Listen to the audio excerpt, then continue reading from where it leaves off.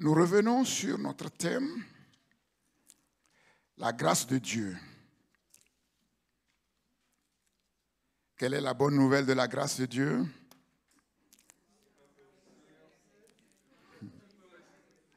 La bonne nouvelle de la grâce de Dieu pour tous, c'est que si un seul a réussi ou peut réussir avec Dieu, la grâce de Dieu nous enseigne que tous peuvent réussir avec Dieu.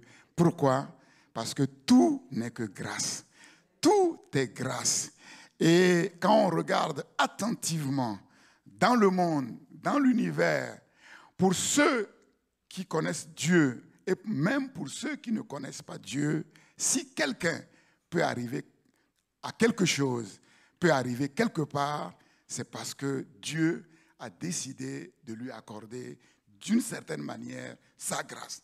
Parce que sans la grâce de Dieu, personne ne peut rien faire. Il suffit que la grâce de Dieu nous ôte l'air que nous respirons, nous tombons tous, morts, grands ou petits, riches ou pauvres, savants ou ignorants, sans exception. Si Dieu décide d'enfermer l'air que nous respirons dans des réservoirs, le monde entier est foutu. Mais seulement, les gens, quand ils réussissent, ils croient que ce n'est pas leur force, ils croient que ce n'est pas leur intelligence. Et ils oublient que cette intelligence leur a été donnée, vient de quelqu'un. La force est donnée. La force vient de quelqu'un. Si quelqu'un ne le croit pas, il ne le croira pas jusqu'au jour où un virus va le terrasser. Même le plus fort parmi nous peut être terrassé par un petit virus. On a vu comment le petit virus du Covid a mis le monde entier à genoux pendant des années et ça continue encore. La grâce de Dieu, la bonne nouvelle pour le monde. Si quelqu'un, une personne peut réussir avec Dieu, tous nous pouvons réussir avec Dieu parce que la grâce de Dieu, comme celui qui accorde cette grâce, ne fait pas de favoritisme. Il n'est pas arbitraire. C'est un Dieu juste qui aime sa création, qui aime ses créatures du même amour. Car Dieu a tant aimé le monde qu'il a donné son Fils unique, afin que quiconque, qui que ce soit, croit en lui, ne périsse point, mais qu'il ait la vie éternelle.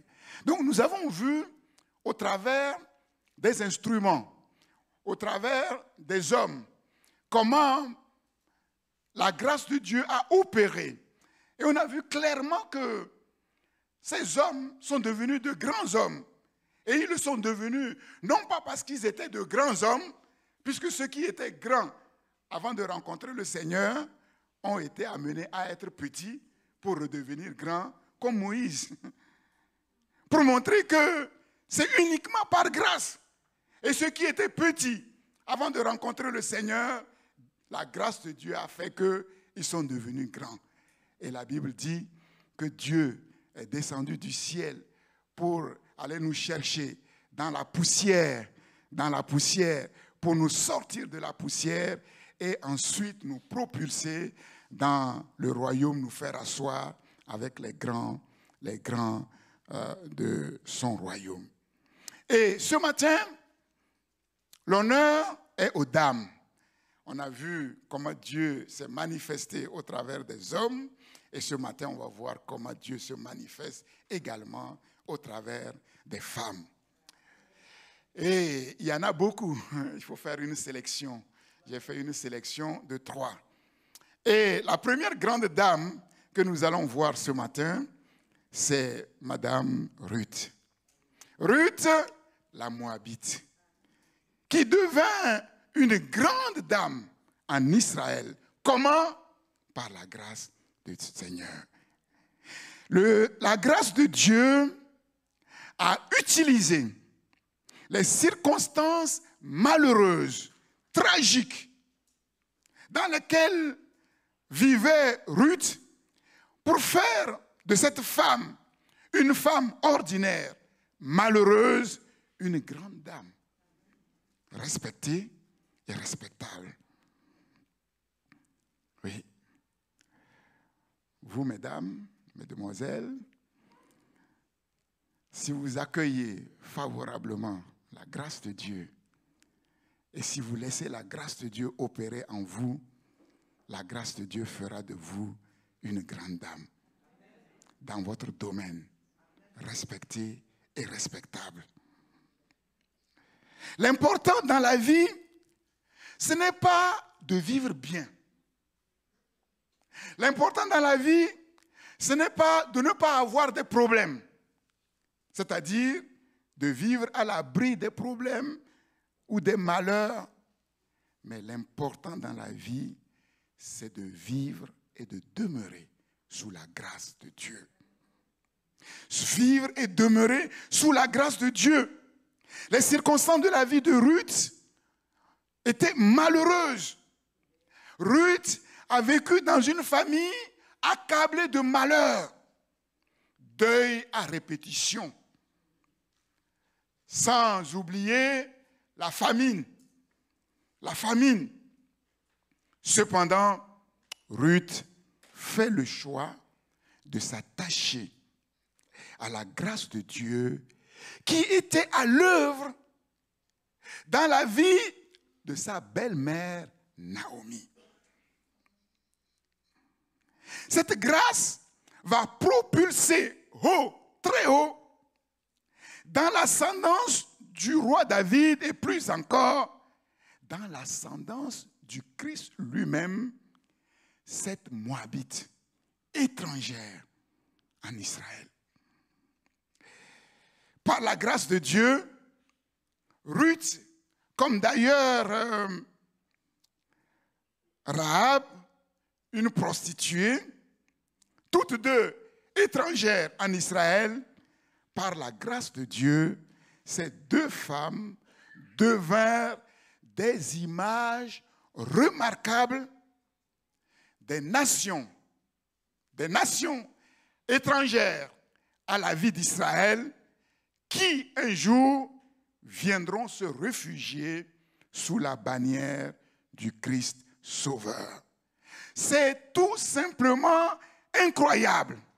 Incroyable ce que la grâce de Dieu peut faire dans une vie, peut faire au travers d'une vie. Quand la grâce de Dieu opère dans une vie, c'est simplement extraordinaire et c'est ce que nous allons voir. Comme je l'ai dit, la grâce de Dieu n'est pas arbitraire. Elle ne fait pas de favoritisme. Elle ne fait pas de distinction. Celui qui accepte les conditions de la grâce entre dans les projets glorieux de Dieu. Et cette révélation, Dieu l'a donnée à Pierre pour renverser tous les préjugés qui faisaient barrière au dessein salutaire de Dieu pour les païens. Et le Seigneur va donner cette révélation à Pierre.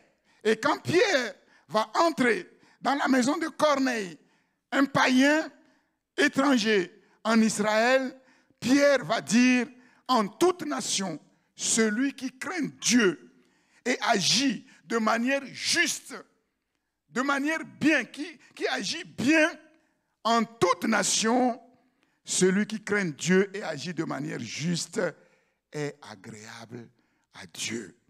Actes chapitre 10, verset 34 et le verset 35. Il y a un choix à faire pour tout être humain. Une décision ferme, radicale, d'accepter la grâce de Dieu et d'accepter de vivre sous la grâce suffisante de Dieu, quels que soient les temps, quelles que soient les circonstances, quel que soit le lieu. Avec la grâce de Dieu, nous n'avons rien à craindre. La grâce de Dieu contrôle parfaitement toutes circonstances, tout lieu. Les temps que nous traversons sont parfaitement sous le contrôle du Dieu de la grâce. Lisons Ruth chapitre 1er. Ruth, chapitre 1er, verset 1. Nous allons voir le contexte, un peu le contexte de la vie de cette femme. Ruth, chapitre 1er, verset 1er. Du temps des juges, il eut une famine dans le pays. Un homme de Bethléem, de Juda, partit avec sa femme et ses 2 fils pour faire un séjour dans le pays de Moab. Est-ce qu'ils ont bien fait de partir? Ils ont été opportunistes. Et ils sont partis de Bethléem. Bethléem, c'est la maison du pain, pour aller se chercher. Comme s'il y avait un lieu qui soit à l'abri des problèmes, de la famine, des catastrophes. Ils ont méprisé la grâce qui était sur leur vie. Il n'y avait pas de grâce plus excellente que d'être parmi le peuple élu de Dieu et de surcroît à Bethléem. Ils partirent pour se chercher. Et on va voir les conséquences. Le nom de cet homme était Elimelech, celui de sa femme Naomi. Et ses 2 fils s'appelaient Machlon et Kiljon. Ils étaient Éphratiens de Bethléem de Juda. Arrivés au pays de Moab, ils y fixèrent leur demeure. Elimelech, la catastrophe va commencer, les malheurs vont commencer. Marie de Naomi mourut et elle resta avec ses 2 fils. Ils prirent des femmes moabites, dont l'une se nommait Orpa et l'autre Ruth, et ils habitèrent environ 10 ans. Malheur sur malheur, Machlon et Kiljon moururent aussi tous les 2, et Naomi resta privée de ses 2 fils et de son mari. Quel tableau, quel triste tableau. Vous savez, comme je vous l'ai enseigné, la vie en réalité est une question de choix. C'est une question de choix. Si nous faisons de bons choix, oui, nous allons vivre une bonne vie. Mais si nous faisons de mauvais choix, nous allons vivre une mauvaise vie. Là, la famille a fait un mauvais choix. Elimelech a fait un mauvais choix qui va entraîner toute la famille dans la tragédie, dans les malheurs. Mais la grâce de Dieu est au-dessus de tout cela. Malheur, tragédie, jusqu'au jour où ceux qui sont, entre guillemets, victimes, saisissent ou ressaisissent la grâce qui leur a été offerte. Et le Dieu de grâce est capable de changer le mal en bien. Dieu est le Dieu de la première chance, la seconde chance, la troisième chance, la quatrième chance, à condition que nous comprenions les leçons que Dieu nous enseigne et que nous fassions les bons choix que la grâce de Dieu nous conduit à faire. Les temps, les circonstances, les êtres humains changent. Tout change. Mais Dieu ne change jamais. Le Dieu de grâce ne change jamais. Le Dieu d'amour ne change jamais. Sa fidélité reste intacte, quels que soient les temps, quelles que soient les circonstances. Il y a les nuages, mais au-delà des nuages, gris, le ciel est toujours bleu. Si vous prenez l'avion ou l'hélicoptère et que vous montez au-delà des nuages, à partir d'un certain moment, le ciel reste bleu. Il en est ainsi de Dieu. Jacques dit, ne vous y trompez pas, mes frères et sœurs bien-aimés, toute grâce excellente et tout don parfait descendent d'en haut du Père de lumière, chez lequel il n'y a ni changement, ni ombre de variation. Dieu a décidé de t'aimer, il t'aimera toujours. Quel que soit ce que tu fais, il te dira, je ne suis pas d'accord avec ce que tu fais, mais je t'aime. Je m'arrête un peu. Souvent dans les couples, il y a ce problème qu'on confond le conjoint avec ce qu'il fait. Parce qu'il a parlé mal, parce qu'il a agi mal, on dit qu'il est mauvais. Il y a une différence entre la personne et ce qu'elle fait. C'est un grand conseil que je donne aux couples. Apprenez à faire la différence entre ce que votre mari est et ce qu'il fait. Ce que votre épouse est et ce qu'elle fait. Et de grâce, ne confondez pas la personne et ce qu'elle fait. Parce que Dieu ne le fait pas. Si Dieu faisait ainsi, personne ne serait ici en train d'écouter la parole. On sera tous déjà jetés loin de la face de Dieu. Mais Dieu sait faire la différence entre la personne et ce qu'elle fait. Dieu va dire, toi, en tant que personne, je t'aime, j'ai décidé de t'aimer et je t'aimerai toujours. Quels que soient les temps et les circonstances, quel que soit ce que tu fais. Mais cependant, si tu fais mal, Dieu va te dire, ce que tu fais, ce n'est pas mal. Corrige cela. Maintenant, si tu ne corriges pas, c'est ce que tu fais mal qui va t'éloigner de Dieu. Mais Dieu, lui, ne s'éloignera jamais de toi. Même si une mère abandonne son enfant, moi, l'Éternel, je ne t'abandonnerai jamais. Jamais.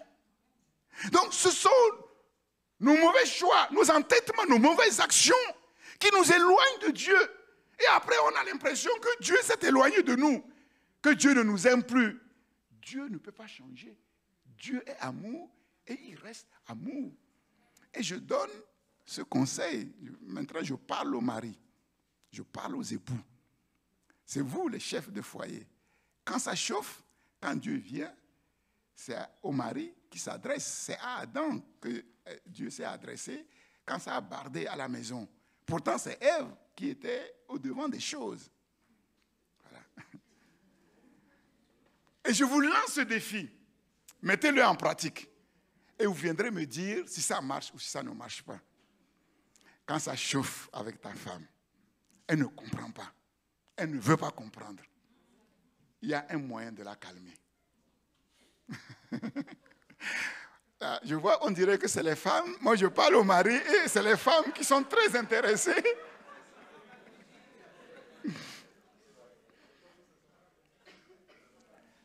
Tu prends ta femme dans les bras.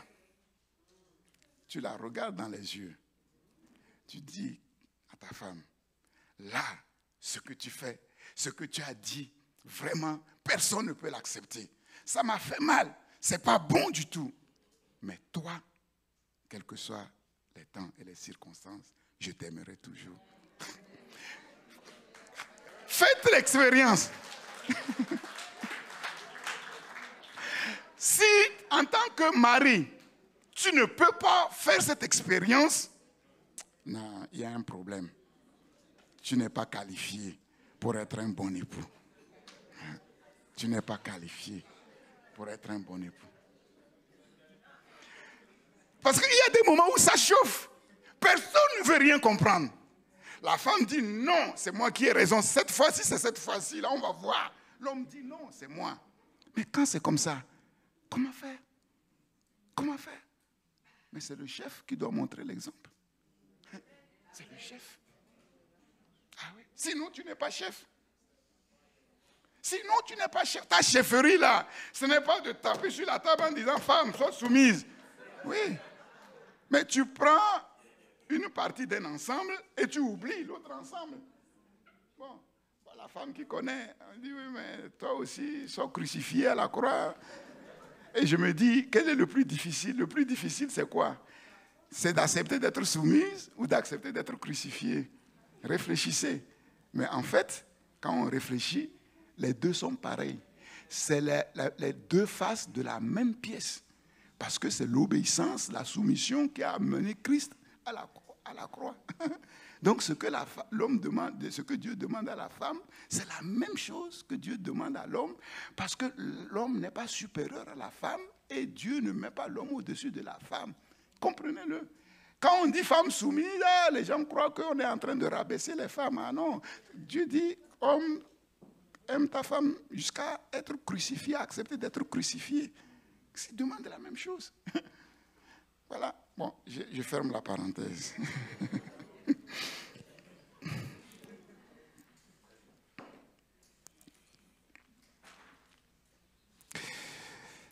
Dieu ne change pas.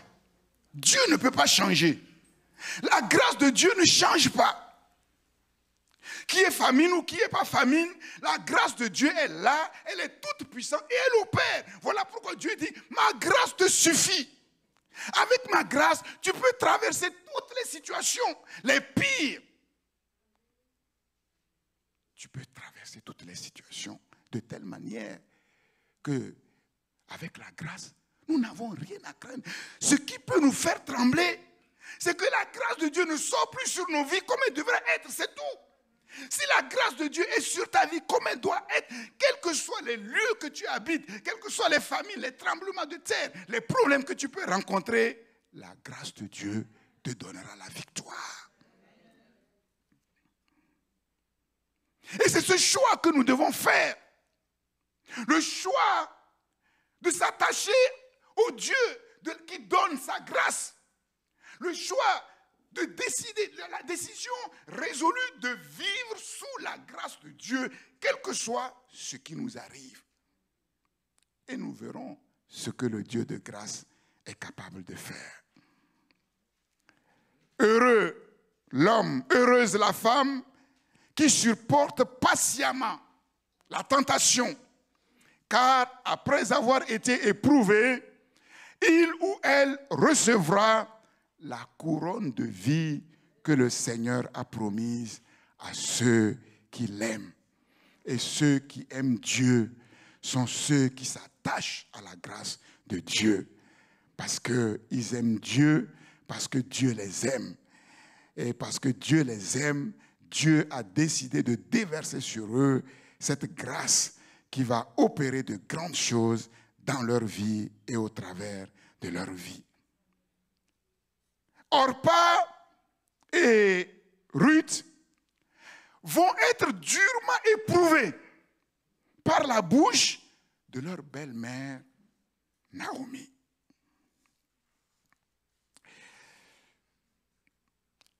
Pourquoi cette épreuve? C'est afin de révéler le désir profond du cœur de ces deux jeunes femmes, de révéler quel est leur réel positionnement, premièrement, vis-à-vis de Naomi, deuxièmement, vis-à-vis d'Israël, le peuple de Dieu, troisièmement, vis-à-vis du Dieu d'Israël. Verset 8.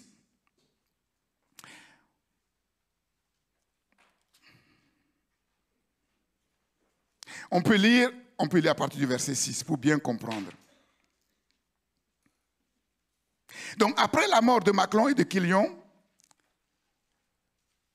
Naomi se leva, elle et ses belles-filles, afin de quitter le pays de Moab, car elle a appris au pays de Moab que l'Éternel avait visité son peuple et lui avait donné du pain. Les choses ont changé. La famine a changé de camp. Elle sortit du lieu qu'elle habitait, accompagnée de ses deux belles filles, Elle se mit en route pour retourner dans le pays de Juda. Verset 8. C'est là que commence l'épreuve. Et elle va être dure. Naomi dit à ses deux belles sœurs, allez, à ses deux belles filles, allez, comme si elle les chassait, que chacune retourne à la maison de sa mère. En quelque sorte, qui vous préférez? Votre mère biologique ou votre mère spirituelle? C'est ce que ça veut dire. Que chacune retourne à la maison de sa mère. Que l'Éternel use de la bonté envers vous, comme vous l'avez fait envers ceux qui sont morts et envers moi. Donc, cette épreuve, quand même, avec la bénédiction de l'Éternel. Que l'Éternel vous fasse trouver à chacune du repos dans la maison d'un mari. Et elle les baisa. Elles élevèrent la voix et pleurèrent. Donc, c'était difficile. C'était difficile. Elles pleurèrent ensemble et elles lui dirent, toutes les deux, Ruth comme Orpa, non. Mais est-ce que ce non venait du plus profond de leur cœur? C'est ce que nous allons voir. Nous irons avec toi vers ton peuple. Donc nous avons choisi, nous avons compris que la mère spirituelle, c'est plus que la mère biologique. Je vous l'ai déjà dit, hein, le père spirituel, le travail que les pasteurs font, c'est plus que tous les coachs que vous pouvez rencontrer parce qu'il peut vous impacter dans tous les domaines de votre vie. Et ça, il faut le comprendre.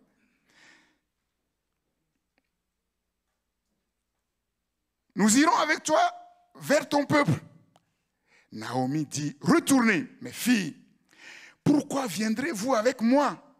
Ai-je encore dans mon sein des fils qui puissent devenir vos maris? Retournez, mes filles, allez. Mais elle les chasse. Je suis trop vieille pour me remarier. Vous savez, parfois, quand Dieu décide de venir éprouver la grâce qu'il a mise en nous, il nous traite durement.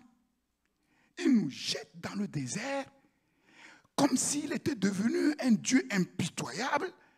On pleure, c'est comme si ça ne lui dit rien. C'est une épreuve.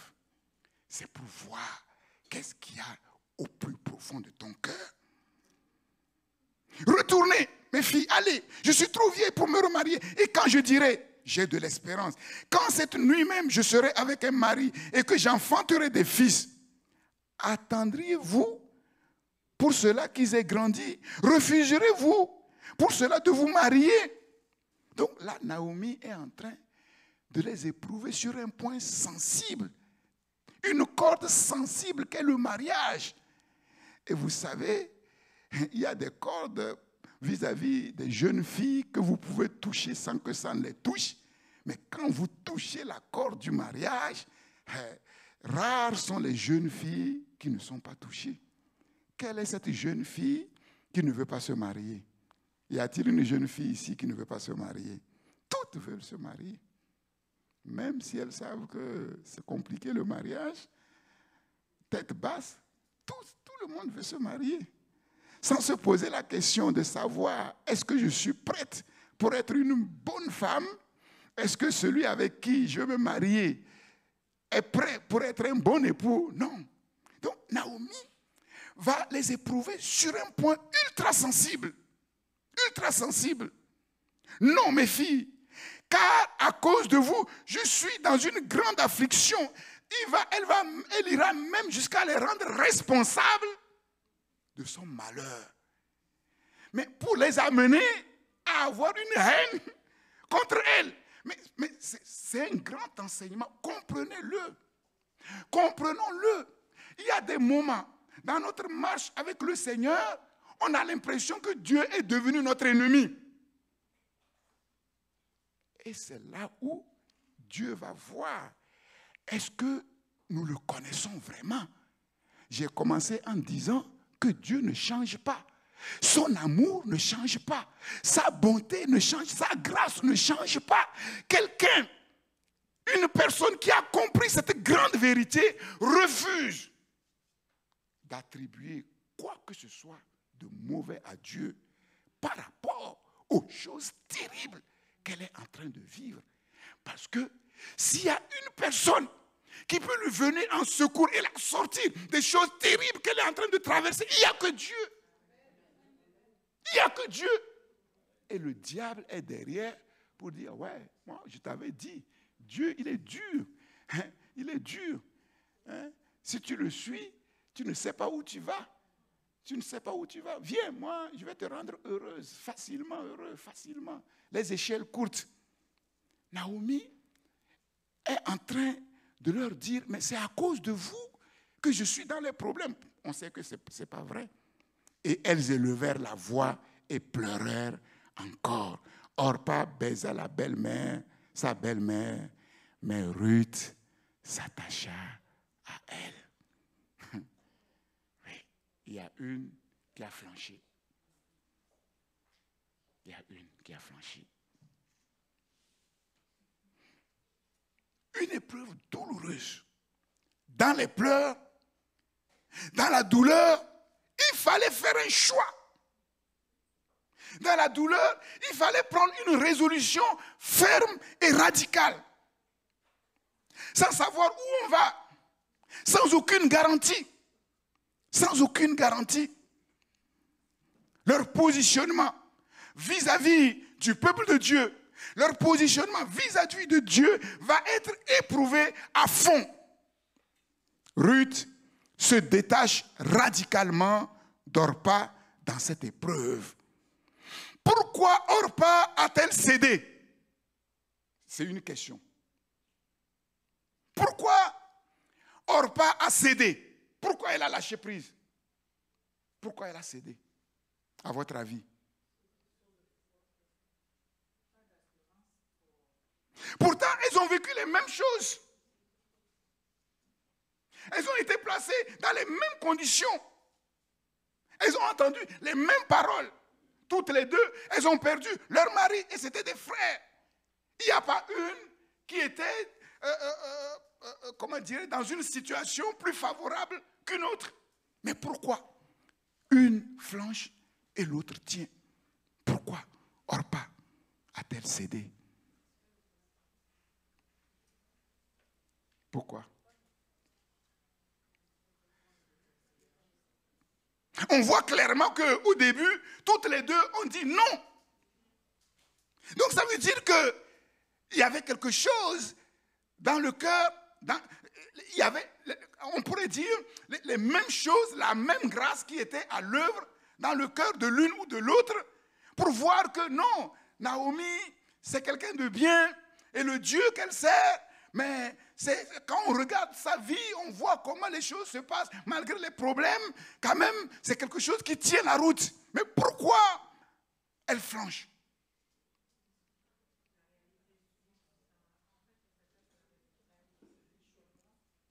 C'est une question de cœur. Je crois que le cœur d'Orpa était partagé. Le cœur d'Orpa était partagé. C'est ça. Et si vous regardez bien, dans la vie des enfants de Dieu, qui n'arrivent pas à grand-chose, on voit qu'ils font des efforts, mais ces efforts n'aboutissent pas au succès. Si vous regardez bien, la raison, c'est que leur cœur est partagé. Cœur partagé ne peut pas vivre pleinement sous la grâce de Dieu, c'est impossible. Cœur partagé ne peut pas marcher, s'attacher à Dieu et marcher avec Dieu comme il doit marcher. Impossible. Cœur partagé ne peut pas accomplir les projets de Dieu, ne peut pas accomplir les desseins de Dieu.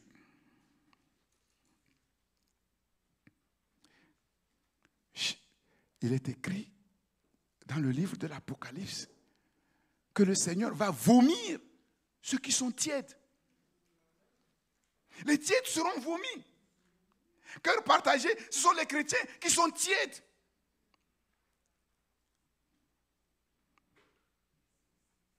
Comment Ruth a-t-elle pu saisir cette grâce cachée qui lui était tendue? comment Ruth, elle a pu saisir cette grâce cachée qui lui était tendue, qui leur était tendue.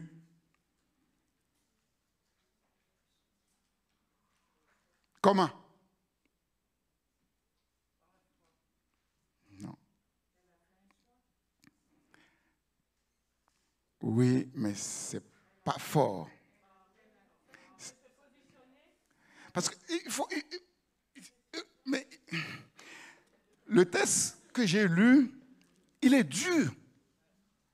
Vous ne pouvez pas répondre avec des paroles légères. Elles ont pleuré. Ça vous est arrivé de pleurer? Vous pleurez pour n'importe quoi? Donc c'est dur. Donc dans ces conditions dures, mais il faut faire quelque chose à la hauteur. Ce n'est pas de dire, oh, fais un choix. Non, mais choix. Ici, il fallait faire un choix radical. Et même ce choix-là pouvait être la cause des pleurs. Parce qu'on sait ce qu'on laisse, mais on ne sait pas ce qu'on va saisir. On ne sait pas ce qu'on va saisir. On décide de faire confiance à Dieu pour tout, à la vie et à la mort, mais on ne sait pas vers quoi ce Dieu-là va nous conduire. Est-ce que c'est vers la vie ou vers la mort? Et parfois, c'est dans les pleurs. Et si tu n'es pas arrivé à cet état-là, c'est que la grâce de Dieu n'est pas encore pleinement dans ta vie comme elle devrait l'être. Je te le dis franchement. Quand Dieu m'a dit qu'il fallait tourner le dos à tout ce que j'ai fait, les études que j'ai faites, les ambitions que je m'étais programmées par rapport aux études que j'ai faites, j'ai pleuré. Parce que j'ai vu toutes les années d'efforts de ma vie jetées en un instant par terre, dans une poubelle, en disant que tout ça, c'est zéro. Mais en même temps que physiquement, humainement, naturellement, je pleurais, spirituellement, j'étais heureux parce que je savais que le choix que je faisais pour Dieu était le meilleur choix, même si je ne savais pas vers quoi Dieu allait me conduire.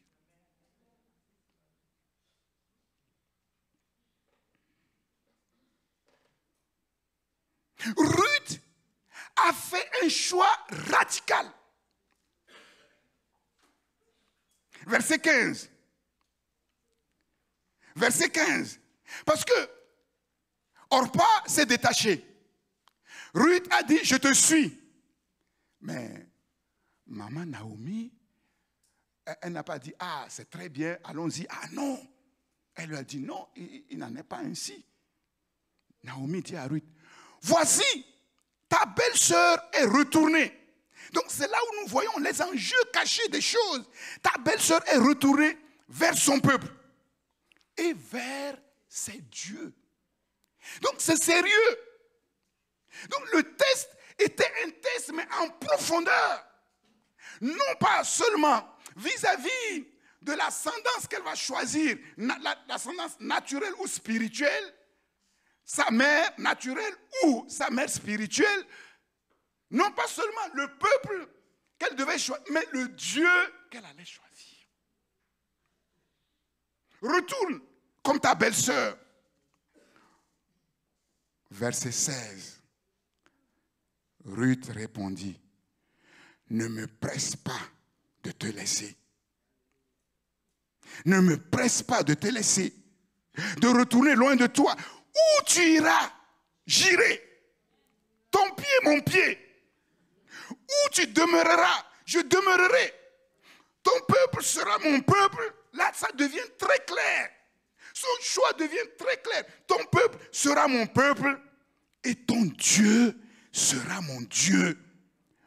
Où tu mourras, je mourrai et j'y serai enterré. Que l'Éternel me traite dans toute sa rigueur, si autre chose que la mort vient à me séparer de toi. C'est sérieux. Et c'est ce choix que beaucoup d'enfants de Dieu, la plupart des enfants de Dieu, ne font pas. Quand je parle régulièrement en disant à la vie et à la mort, ce n'est pas de la théorie, je ne suis pas en train de m'amuser. Et je vous ai bien expliqué que de toutes les manières, qu'on marche avec Dieu ou qu'on ne marche pas avec Dieu, un jour on va mourir. Nous allons mourir tous. Mais réfléchissons. Je choisis la vie dans laquelle je veux vivre, mais je choisis en même temps la mort dans laquelle je veux mourir.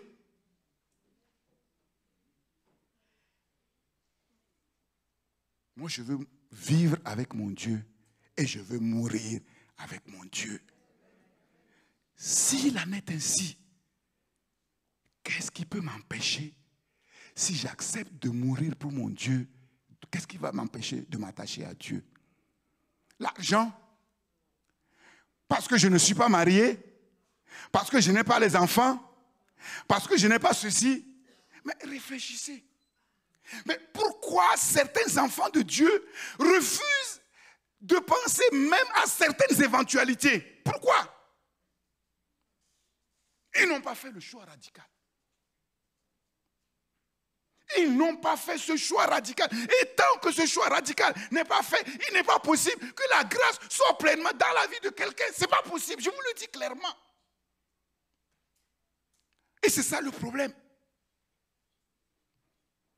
On veut la grâce à bon marché. Dieu ne solde pas sa grâce. Dieu ne solde pas son amour. Dieu ne solde pas sa gloire. Ça a été dans les pleurs. Elles ont pleuré. Elles ont été éprouvées à fond. Ruth, l'autre belle-sœur a lâché. Elle a dit, basta, c'est pas pour moi. Ruth a dit non. Non. Est-ce que quelqu'un, à l'écoute de cette parole, peut dire, j'ai compris aujourd'hui. Et j'ai compris pourquoi je tourne en rond dans le désert. Pourquoi les choses ne se passent pas alors que je vois dans la parole de Dieu que Dieu a dit que les choses doivent se passer. Pourquoi? Et je décide aujourd'hui en disant c'est fini. À partir de ce jour, il y aura un avant et il y aura un après. Amen. Tant que tu n'arrives pas à cette situation, je te le dis franchement, ta vie sera superficielle et Dieu ne pourra rien faire. Qu'est-ce que Dieu a fait pour rattraper Orpa? Qu'est-ce que Naomi a fait pour rattraper Orpa? Et Orpa a fini où? Dans le monde. Dans le monde. C'est une question de choix. Et Dieu respecte le choix de tout être humain.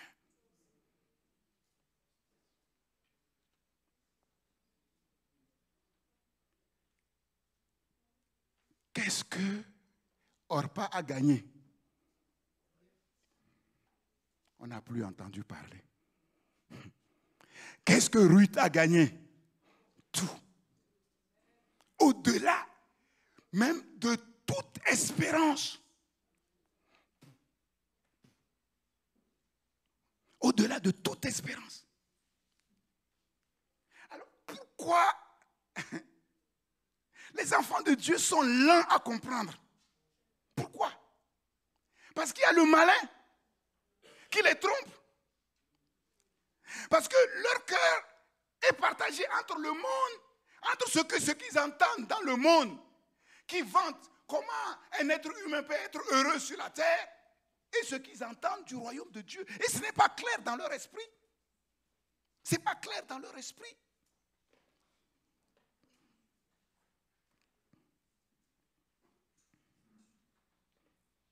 L'épreuve décisive a changé radicalement les choses pour Ruth. Que l'Éternel me traite dans toute sa rigueur si autre chose que la mort vient me séparer de toi. Naomi, la voyant décidée, résolue à aller avec elle, cessa d'insister auprès d'elle. Et à partir de ce moment-là, Naomi et Ruth vont marcher d'un même pas. Elles firent ensemble le voyage jusqu'à leur arrivée à Bethléem.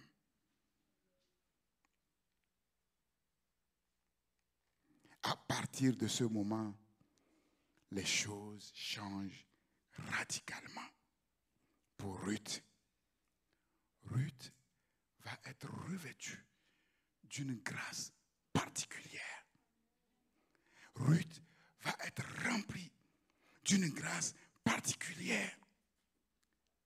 À partir de ce moment-là, la main invisible de Dieu s'est mise à l'œuvre pour tout conduire afin que le plan de Dieu, la destinée de Ruth, s'accomplisse. Afin que les projets d'amour que Dieu avait conçus dans son cœur pour Ruth s'accomplissent. Ruth va être miraculeusement portée par la grâce divine pour devenir une personne remarquable qui va faire des choses extraordinaires. Tout ceux qui la voyaient en elle une femme pas comme les autres. Et on voit que, lisons dans chapitre 2, verset 1er. Chapitre 2, verset 1er. Naomi avait un parent de son mari. C'était un homme puissant et riche de la famille d'Elimelech et qui se nommait Boaz. Ruth, la Moabite, dit à Naomi, « Laisse-moi, je te prie, aller glaner des épis dans le champ de celui aux yeux duquel je trouverai grâce. » Il est question de la grâce maintenant. Elle lui répondit, « Va, ma fille. » Elle alla glaner dans un champ, derrière les moissonneurs. Écoutez, et il se trouva par bonheur, comme par hasard, le cercle vicieux de la tragédie, de la malédiction, des malheurs va s'inverser. Comme par bonheur. Il se trouva par bonheur que la parcelle de terre appartenait à Boaz, un homme riche, un homme puissant.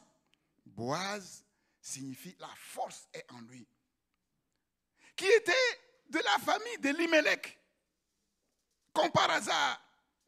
Et voici Boaz vint de Bethléem et il dit au moissonneur, « Que l'Éternel soit avec vous. » Ils lui répondirent, « Que l'Éternel te bénisse. » Et Boaz dit à son serviteur chargé de surveiller les moissonneurs, « À qui est cette jeune femme ?»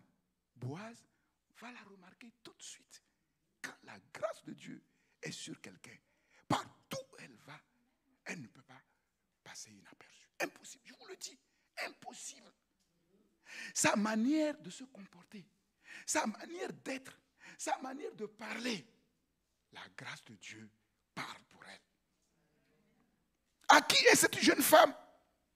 Le serviteur chargé de surveiller les moissonneurs répondit, « Ah, c'est une jeune femme moabite, c'est une étrangère, qui est revenue avec Naomi du pays de Moab. Elle a dit, « Permettez-moi de glaner et de ramasser des épis entre les gerbes derrière les moissonneurs. » Et depuis ce matin qu'elle est venue, elle a été debout jusqu'à présent et ne s'est reposée qu'un moment dans la maison. On avait vu à propos de Marie et de Marthe que Marthe était trop agitée. Activité, comme si pour être spirituel, il ne faut pas être dynamique, il ne faut pas être active. C'est faux. Nous voyons Ruth ici. La grâce de Dieu était sur elle. Une femme dynamique, travailleuse, bosseuse. Depuis qu'elle est là, elle est restée debout. travaillant sans se fatiguer. Et cependant, Ruth était une femme remplie de la grâce de Dieu. Une femme humble, une femme mais d'un caractère noble, spirituel. Et Boaz va la remarquer tout de suite. Bien-aimés, comprenons bien. Ce n'est pas en te maquillant, ce n'est pas en te faisant belle, en faisant tes ongles tous les jours, que celui que Dieu a préparé pour toi va te remarquer. Non, tu te trompes. Tu vas attirer sur toi des regards impurs. Il y a une beauté qui est infiniment plus précieuse que la beauté physique. La grâce est trompeuse. La beauté est vaine, elle est passagère. La beauté de l'âme. Les jeunes filles aujourd'hui, elles font tout pour qu'on dise que c'est la plus jolie, c'est la plus belle. Mais elles négligent la beauté de leur cœur.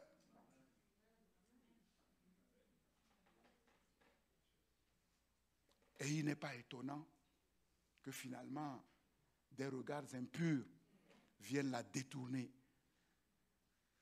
du plan de Dieu. La grâce de Dieu a tout prévu pour ta vie. Dieu connaît l'homme ou la femme qu'il a préparé pour ta vie. Tu n'as pas à t'agiter. Tu n'as pas à promener des regards inquiets. Fais confiance à Dieu. Marche et vis sous la grâce de Dieu. Et la grâce de Dieu se chargera de t'éduquer et de te conduire dans la voie où tu vas rencontrer la personne que Dieu a préparée pour toi. Et c'est ce qu'on voit. Ruth n'a rien fait. Comme par bonheur, comme par hasard. Elle va se retrouver juste là où elle devait se retrouver. Sans savoir qui était le patron, qui était le propriétaire. C'est ça. Quand la grâce est pleinement à l'œuvre en nous, c'est nous, mais ce n'est pas nous. C'est ça. C'est nous. C'est Ruth qui travaillait, mais ce n'est pas Ruth. C'est surtout la grâce de Dieu qui est à l'œuvre, qui prend les devants, qui ouvre les portes. Une femme d'action, une femme dynamique, mais spirituelle, humble, soumise.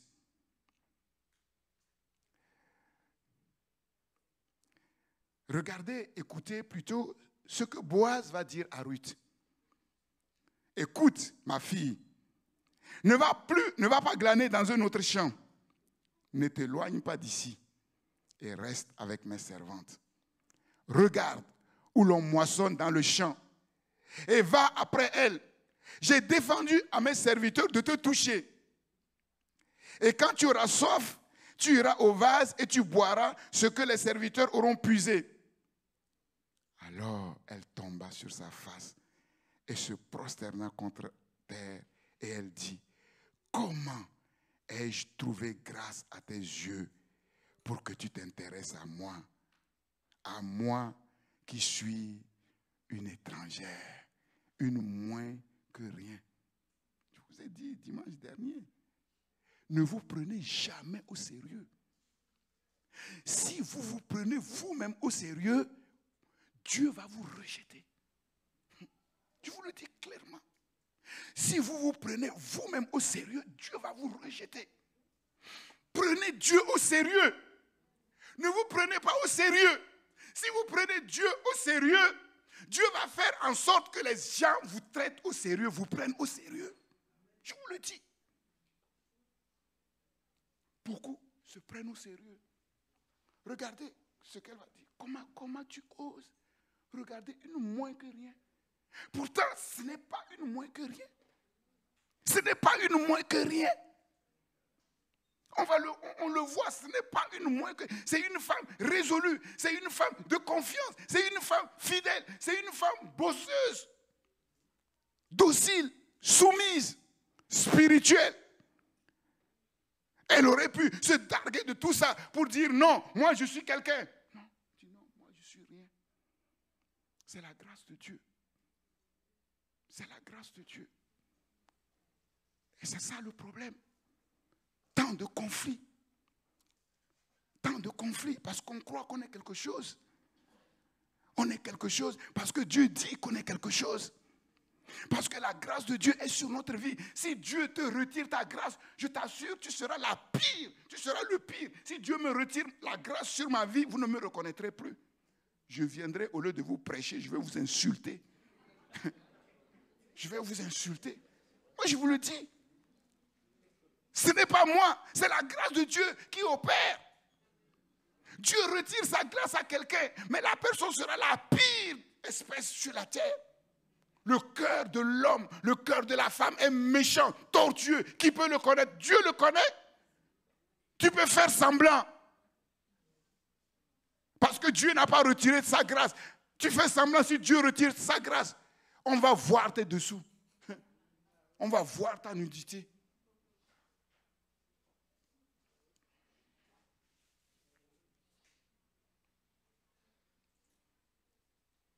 Et ça baisse. Et Boaz va les lever.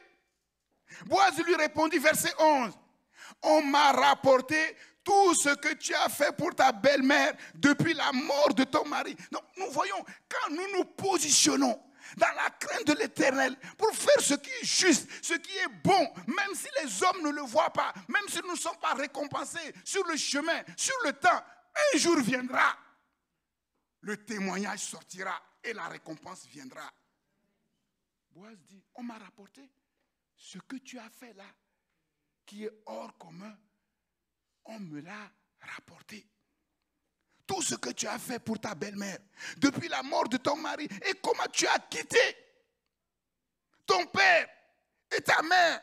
Si quelqu'un veut venir après moi, s'il ne renonce pas à son père, à sa mère, à tout ce qu'il ne peut pas être mon disciple, c'est ça.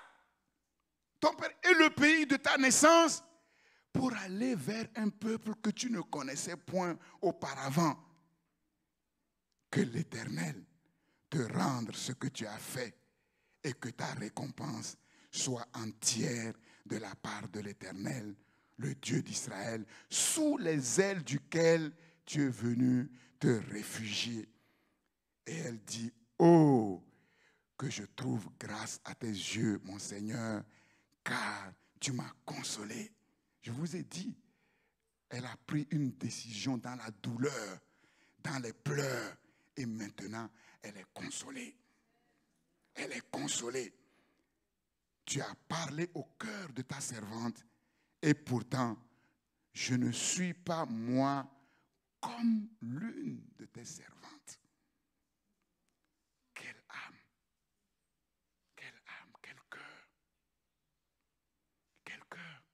Salomon a dit, j'ai trouvé un homme parmi 1000, mais je n'ai pas trouvé une femme parmi 10 000. C'est un défi. Voilà une femme. Voilà une femme. Et dans la Bible, elles sont nombreuses. Il n'y a qu'en Dieu, il n'y a que dans le Seigneur qu'on peut trouver ces vraies femmes. Ce n'est pas les Iron Fist, qui finissent dans l'alcoolisme. Non, ce n'est pas ça. Ce n'est pas ça.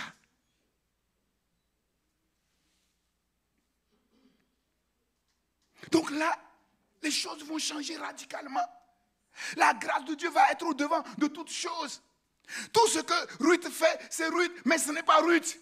C'est la grâce de Dieu, surtout, qui opère en elle, qui opère au travers d'elle. Dieu prend au sérieux toute résolution de cœur, toute décision radicale de s'attacher à lui, quels que soient les temps, quelles que soient les circonstances, quels que soient les lieux. Dieu prend au sérieux celui qui prend la résolution de vivre sous la grâce de Dieu. Rien, absolument rien, n'échappe au contrôle de la grâce de Dieu. Comme une dame souveraine, la grâce de Dieu utilise tout pour accomplir le but de Dieu, les projets de Dieu. C'est ça. Et on arrive maintenant au point de basculement positif. Le temps de l'accomplissement. Je saute les étapes. Chapitre 3, verset 1er. Là, Naomi va maintenant prendre le devant. Tu vois, c'est les autres autour de Ruth qui vont prendre le devant pour son mariage, pour son bonheur, pour son repos. Cherchez premièrement le royaume des cieux et sa justice, et toutes choses vous seront données par-dessus. Chapitre 3, Naomi ici fait office de la parole de Dieu, la parole de grâce. Naomi, sa belle-mère, lui dit, ma fille, je voudrais assurer ton repos afin que tu sois heureuse. Ah, c'est merveilleux. Maintenant, Naomi est en train de dire, je t'ai fait voir de toutes les couleurs. Tu as passé tous les tests. Tu as passé toutes les étapes. Et tu es sortie victorieuse. Maintenant, sois tranquille. Ta vie sera comme un long fleuve tranquille. Tu vas jouir du repos maintenant. Et tu seras heureuse.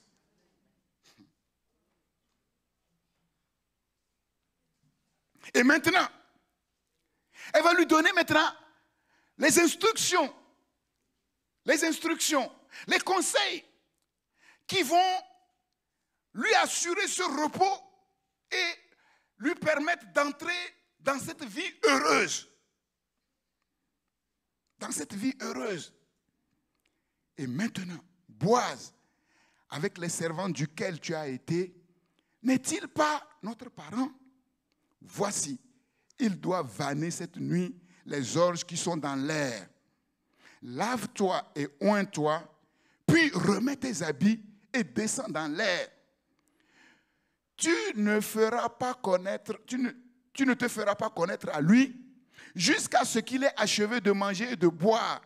Et quand il ira se coucher, observe le lieu où il se couche. Donc, ce que Naomi était en train de dire, les instructions qu'elle donnait à Ruth pour lui assurer les choses, Ruth ne les connaissait pas. Ne connaissait pas.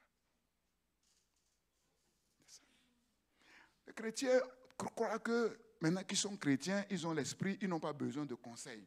Ils savent tout, ils peuvent... Vas-y. Madame Lafont a dit que dans sa vie, depuis qu'elle connaît le Seigneur, qu'elle est ici, elle ne prend pas de grandes décisions sans m'en parler, sans demander conseil. Mais aujourd'hui, on voit les résultats. Et ce n'est pas la seule, ils sont pleins, ils sont beaucoup comme ça. Je vous ai dit, tous ceux qui ont écouté les conseils que je leur donne, il y en a qui ont demandé conseil, mais ils ne les ont pas suivis. Moi, j'ai vu ce que Dieu a fait dans leur vie. C'est ça. Parce que notre destinée ne s'accomplit pas uniquement avec nous. Notre destinée s'accomplit avec les gens que Dieu a mis autour de nous pour nous aider, pour nous conseiller et pour nous diriger. Il n'y a pas de self-made man. Il n'y a pas de self-made woman. Personne ne s'est fait seul. Ça n'existe pas. Ça n'existe pas. Tu vois, Naomi connaissait bien les choses. Elle savait comment les choses se passaient à Bethléem, en Israël. Elle va lui donner les conseils, mais précis, ce qu'il fallait faire. Et quand il ira se coucher, observe le lieu où il se couche. Ensuite, va, découvre ses pieds et couche-toi. Il te dira lui-même ce que tu as à faire. Et elle lui répondit, je ferai tout ce que tu as dit. Elle descendit à l'air et fit tout ce qu'avait ordonné sa belle-mère Naomi. Et quel est le résultat? Le résultat, nous le connaissons. C'est ainsi que par bonheur, ou plutôt par la grâce de Dieu, la grâce puissante de Dieu, Ruth, l'étrangère, la Moabite, devint la femme d'un homme riche, d'un homme puissant, pour devenir la grand-mère de David et l'ancêtre du Seigneur Jésus-Christ. La grâce de Dieu, extraordinaire. Et regardez toutes les bénédictions dont elle est couverte. Chapitre 4, verset 13. Boaz prit Ruth, qui devint sa femme, et il alla vers elle. L'Éternel permit à Ruth de concevoir, et elle enfanta un fils.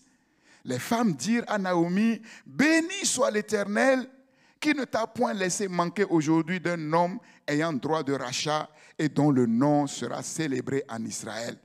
Cet enfant restaurera ton âme et sera le soutien de ta vieillesse, car ta belle-fille qui t'aime l'a enfantée, elle qui vaut mieux pour toi que 7 fils. » Naomi prit l'enfant et le mit sur son sein, et elle fut sa garde. Vous voyez comment la grâce de Dieu va changer la tragédie, les malheurs, pour en faire quelque chose d'extraordinaire, un bouquet, mais inimaginable.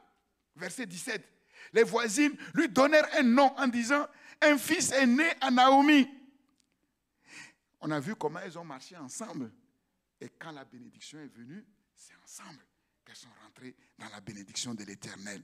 Un fils est né à Naomi. Et elles l'appelèrent Obed. Ce fut le père d'Isaïe, père de David. Et voici la postérité de Pérez. Pérez engendra Hezron.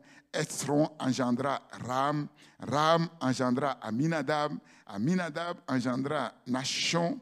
Nachon engendra Salmon. Salmon engendra Boaz. Boaz engendra Obed. Obed engendra Isaïe. Et Isaïe engendra David. Ah, quelle ascension fulgurante. Tu ne peux pas t'imaginer ce que la grâce de Dieu peut faire dans ta vie et au travers de ta vie, jusqu'à ce que tu fasses le choix radical, tu prennes la résolution radicale de t'attacher à la grâce de Dieu et de vivre sous la grâce de Dieu, quels que soient les temps, quelles que soient les circonstances, quels que soient les lieux. Alléluia. La gloire de Dieu sera manifestée. La gloire de Dieu sera manifestée. Et toi aussi, tu vas connaître du repos et une vie heureuse. Il n'y a pas d'autre chemin. Je vous le dis, il n'y a pas d'autre chemin pour connaître le repos et pour être heureux.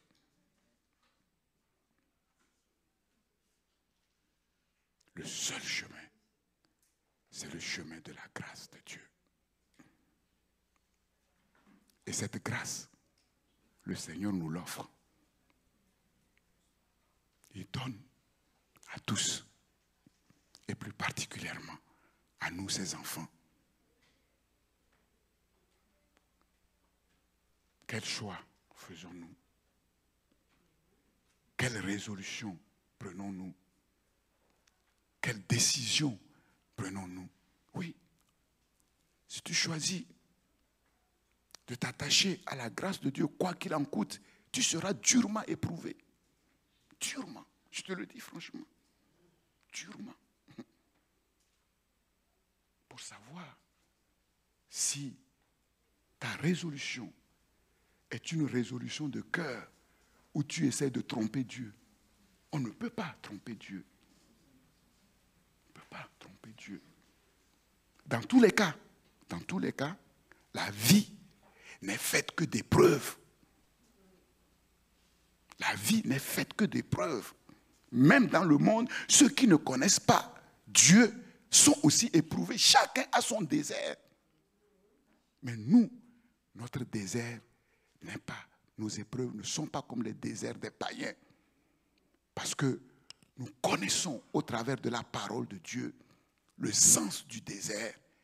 Et nous savons qu'est-ce qui nous attend au sortir du désert. Heureux l'homme, heureuse la femme qui supporte patiemment la tentation, car après avoir été éprouvé, il ou elle recevra la couronne de vie que le Seigneur a promise pour ceux qui l'aiment. Pour ceux qui l'aiment. Il y a une couronne qui t'attend. Mais tout dépend de ton choix. Je n'avais pas prévu de rester aussi longtemps sur Ruth. Normalement, je devais parler de 3 femmes. Ruth, Esther et Marie. Mais là, Dieu a voulu que je reste sur Ruth. Effectivement, il y a beaucoup de choses importantes qui se sont déroulées et qu'on voit. Et on voit que la chose n'est pas arrivée comme ça, comme par hasard, à Ruth et à Orpa. Non. As-tu fait ce choix radical? Cette résolution? Si oui, je t'annonce cette bonne nouvelle qu'à compter de ce jour-là, ce jour-ci, à compter de ce message, les choses vont changer dans ta vie. Quelque chose va radicalement changer dans ta vie. Dieu ne permettra pas que ton cœur soit partagé.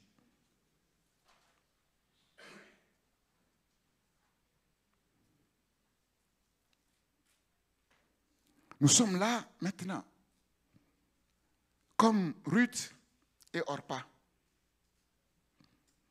Tu te mets dans quel camp? Dans le camp de Ruth ou dans le camp de Orpa?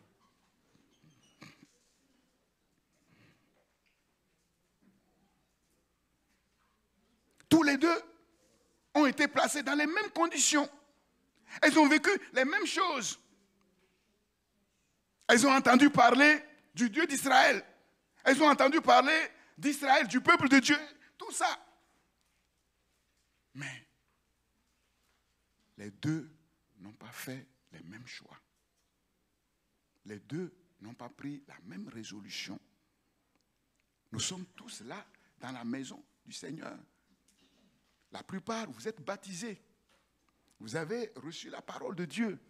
Vous connaissez la grâce de Dieu. Vous avez entendu ses enseignements.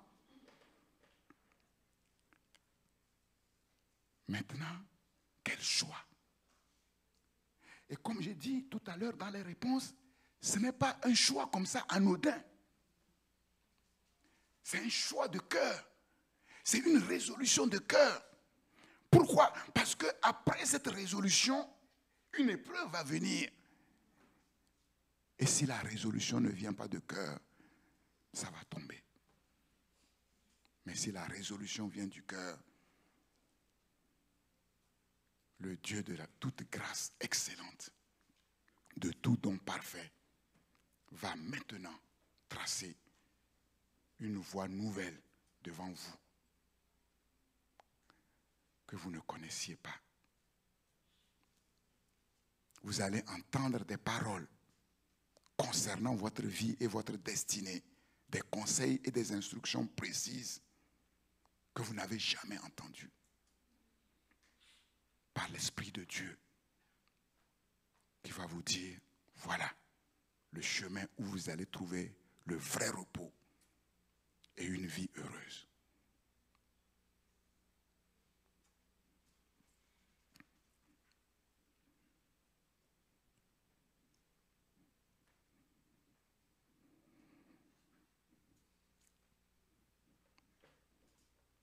Seigneur, tu es là.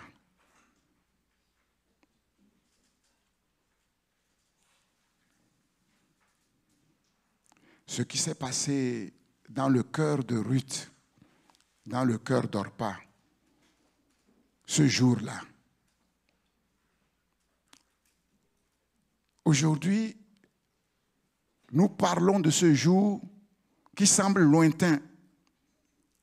Mais ce jour où les choses se sont passées, dans la douleur, dans les pleurs, tu étais là. Tu as tout vu. Dans le cœur d'Orpa, ce qui se passait. Dans le cœur de Ruth, ce qui se passait. comment l'une s'en est retournée et l'autre s'est attachée. Père, à partir de ce moment-là, comment les choses se sont déroulées devant la vie de ces jeunes femmes, radicalement opposées, différentes. Il y a une qui est tombée dans les oubliettes. On n'a plus entendu parler. On ne sait plus ce qu'elle est devenue. Et il y a une autre qui a été dans la lumière, en honneur. Partout où elle arrivait, elle était remarquée. En vérité, ce que tu aurais désiré, c'est que les Orpa comme Ruth fassent le même choix radical. Puisqu'elles ont été dans les mêmes conditions, les mêmes circonstances.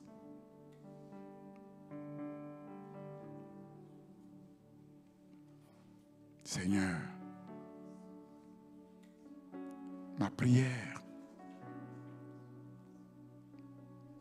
pour ton peuple, pour tous ceux qui sont là, et pour moi-même, nous qui avons le recul, qui avons connaissance de ces choses,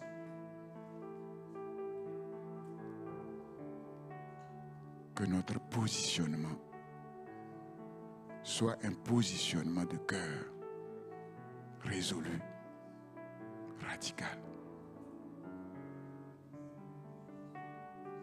De l'autre côté, il n'y a rien. Il n'y a rien.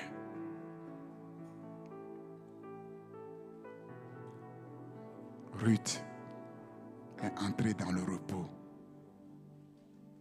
Ruth est entrée dans le bonheur que le malheur a pendant des années caché, comme si elle était née pour la tragédie, pour le malheur, jusqu'au jour où elle s'est positionnée radicalement pour renverser les choses, pour conjurer le sort qui était sur elle. Seigneur, oui.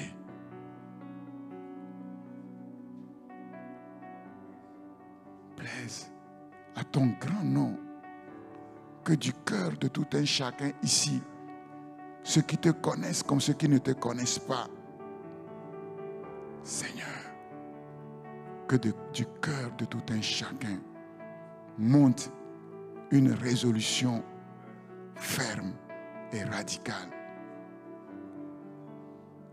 Dans le monde, on parle du bonheur. Chacun cherche le bonheur, mais qui le trouve, Seigneur?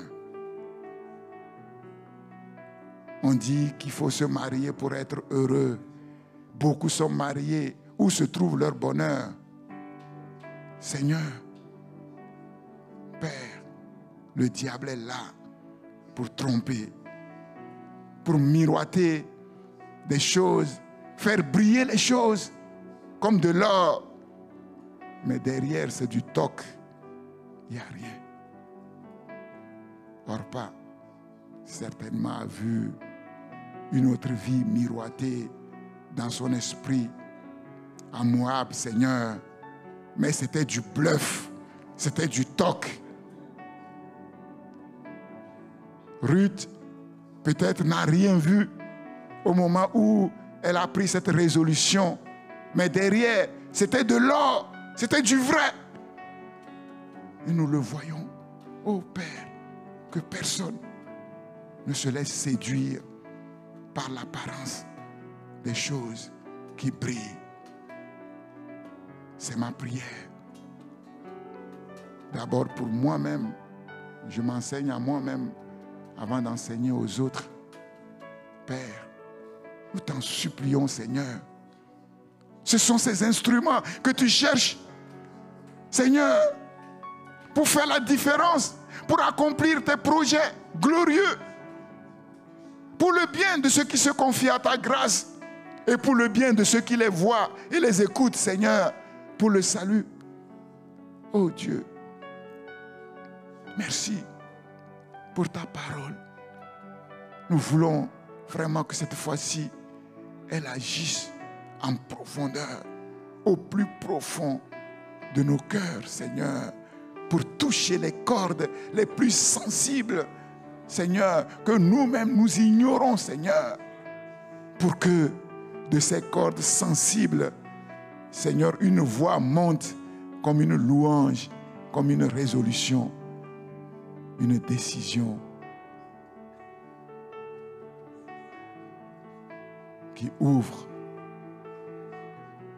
la porte de la destinée noble et glorieuse que tu as libérée sur nos vies, afin que nos foyers, pour ceux qui sont mariés, entrent dans le repos, dans la joie, dans le bonheur, et ceux qui ne sont pas encore mariés, qu'ils soient engagés sur le chemin du mariage qui apporte le repos et la vraie joie. Père, je t'en supplie, fais éclater ta gloire au travers de ta parole, Seigneur, et que la Dame Grâce souveraine nous prenne en charge, qu'elle nous enseigne, qu'elle nous modèle, qu'elle nous conseille, qu'elle nous instruise et qu'elle nous conduise dans tes voies, la voie du salut, de la vraie vie.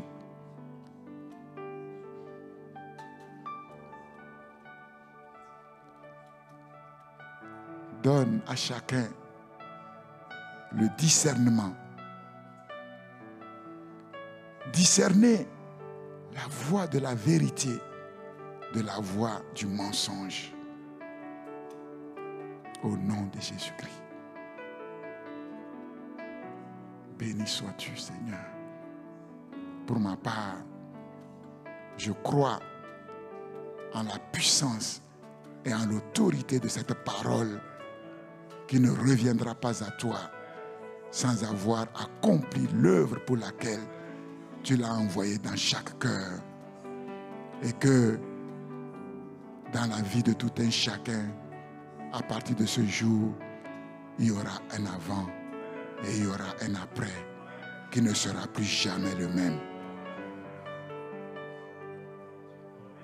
Béni sois-tu, mon Dieu, le Dieu de toute espérance, le Dieu de toute grâce excellente, le Dieu de tout don parfait, le Père de lumière en lequel il n'y a ni changement, ni ombre de variation. Que le Dieu de Naomi et de Ruth, de Boaz, soit notre Dieu. À jamais, éternellement. Amen.